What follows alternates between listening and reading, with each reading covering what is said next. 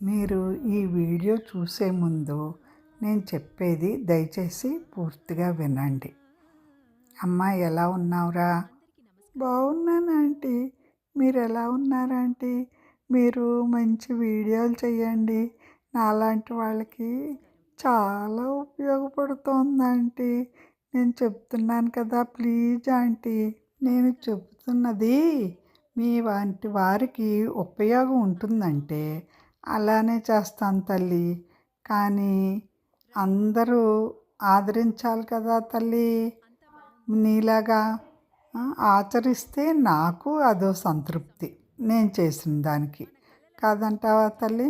అంతేగాని ఏదో ఈవిడేదో చెప్తుందిలే అని చెప్పి ఆచరించడం మానేశారనుకోండి, ఇంకా నేను చెప్పి మట్టికి ఏం ప్రయోజనం తల్లి?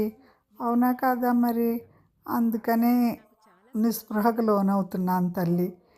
ఆంటీ, మీరు మానొద్దు ఆంటీ. నేను మీరు చెప్పినట్టుగా దోసల పిండి అది రుబ్బుతున్నాను ఆంటీ. అవునా తల్లి? ఎలా వెళ్తోంది? బాగా ఉందా మరి? అయితే పర్వాలేదు తల్లి. నీలా ఒక్కరు మారినా నాకు చాలా సంతోషం తల్లి. మరి ఎలా ఉంది నీ బిజినెస్? అందరికీ కూడా చెప్తావా మరి? నీ ఇన్స్పిరేషన్ తోటి మరొకరైనా ఇలాంటి ప్రయత్నాన్ని సాగిస్తే నాకు సంతోషం కదా తల్లి. అవునా ఆంటీ? నిజంగా మా అపార్ట్మెంట్లో వాళ్ళకి ఫస్ట్ ఇచ్చాను ఆంటీ. తర్వాత అందరూ చాలామందికి చెప్పారు ఆంటీ. ఎంత సంతోషంగా ఉన్నానో తెలుసా ఆంటీ నేను. మీరు ఇలాంటి ఇన్స్పిరేషనల్ వీడియో చేయండి ఆంటీ. నాలాగా చాలామంది సంతోషిస్తారు. మీరు నిరాశకు లోనవ్వకుండా ఇలాగే కొనసాగించారంటే, మా చెల్లాయికి కూడా చెప్పాను ఆంటీ మీరు చెప్పిన వీడియోలు చూడమని. ఎందుకంటే మా చెల్లాయి కూడా ఏ ఆదాయం లేకుండా డిగ్రీ చదివి నాలాగే కూర్చుని ఉందండి. చెయ్యండి ఆంటీ, మీరు మానొద్దండి ఆంటీ. ఎవరో ఒకళ్ళు చూడకపోయినా ఏమైంది? నాలాంటి వాళ్ళందరికీ మీరు ఇన్స్పిరేషన్ కావాలంటీ. Please aunty. అవునా తల్లి? మీరు నేను చెప్తున్నది ఆచరించి బాగుంది అంటున్నావు కదా తల్లి. ఇది నువ్వు కూడా మరో 10 మందికి పంచితే నేను చేసిన దానికి నాకు తృప్తి మిగులుతుంది తల్లి. నీతోనే ఆగిపోదు కదా. మీలాంటి వాళ్ళు నేను చెప్పేది వినాలనే కదా తల్లి. సరేనా? నెహ్రూ గారి కాలంలో నేటి బాలలే రేపటి పౌరులు అని స్లోగన్ ఉండేదండి. కానీ నేననేది ఏంటంటే నేటి యువతే రేపు రాజకీయ నాయకులు అవ్వాలండి. అలానే ఈ రాము యువతకు ఆదర్శంగా ఉద్యోగం చేయాలనుకోకుండా పీజీ చేస్తున్నాడండి. మంచి విద్యావంతుడే. అయినా గ్రామంలో పడుతున్న ప్రజల కష్టాన్ని చూసి చలించి వీళ్ళ కోసం నేను ఏమైనా చేయాలి నా ఊరికి అనుకుని, దానికి తను చేసిన పని గమనించండి మరి. చక్కగా ఏమీ ఉద్యోగం కోసం ట్రై చేయకుండా సర్పంచ్గా పోటీ చేయాలనుకున్నాడు. వ్యవస్థలో లోపాలను చూసి చలించే చేశాడు. ఈ వ్యవస్థని మార్పు తీసుకురావాలి, ఏదో ఎవరో చేయాలని ఆశించే కంటే రాజకీయాలే సరైన మార్గం అనుకుని ఆ గ్రామ సర్పంచ్గా పోటీ చేశాడు.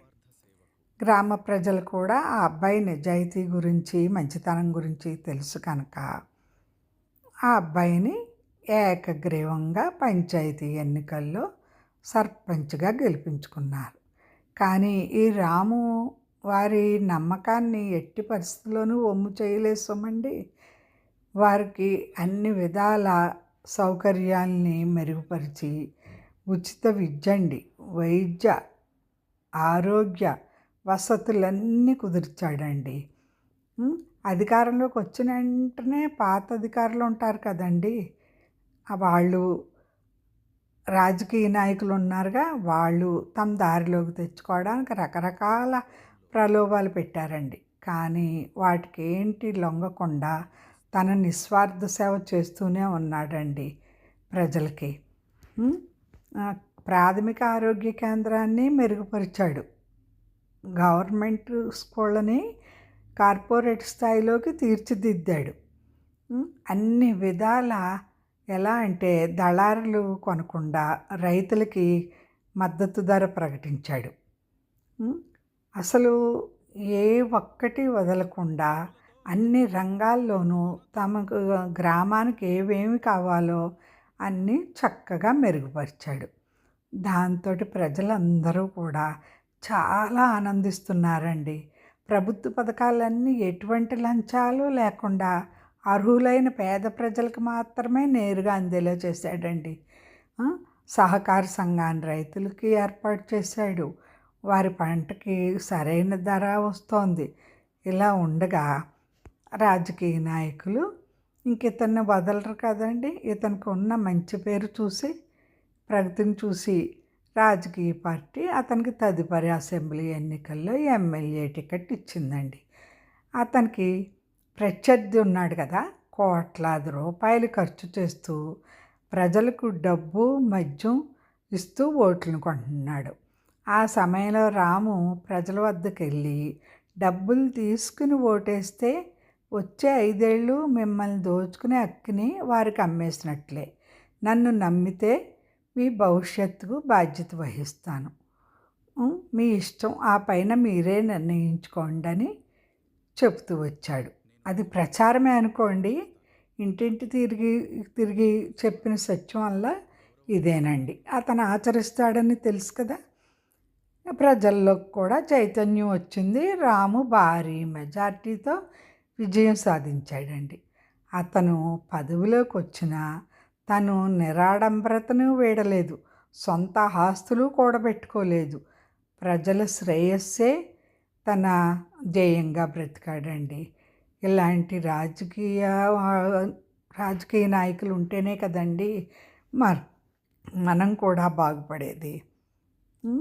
ధనార్జన లేదా అధికారం కాదండి, అది ప్రజలకు సేవ చేసే గొప్ప అవకాశం. సమాజంలో మార్పు రావాలంటే రాము లాంటి యువ నాయకులు ఉండాలండి. వారు కూడా మంచివారై ఒక ఆదర్శానికి కట్టుబడి బతకగలిగే విద్యావంతులై ఉండాలండి.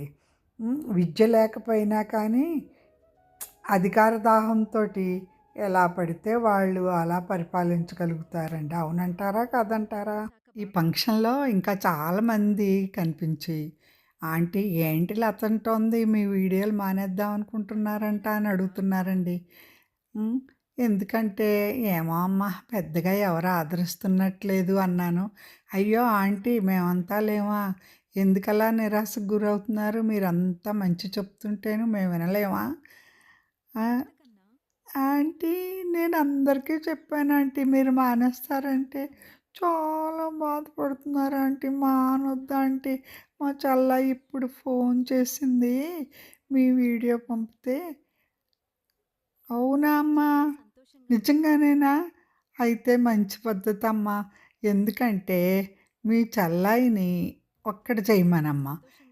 ఏ నిరాశ లేకుండా టాలెంట్ ఉంది కనుక చక్కటి సర్వీస్ అందిస్తే, విదేశాల్లో ఉన్న వాళ్ళకి సర్వీస్ ఉంది చూసావా, షాపింగు, దానివల్ల వాళ్ళు కూడా ప్రత్యక్షంగా వాళ్ళే చేసుకున్న అనుభూతిని ఫీల్ అవుతారు.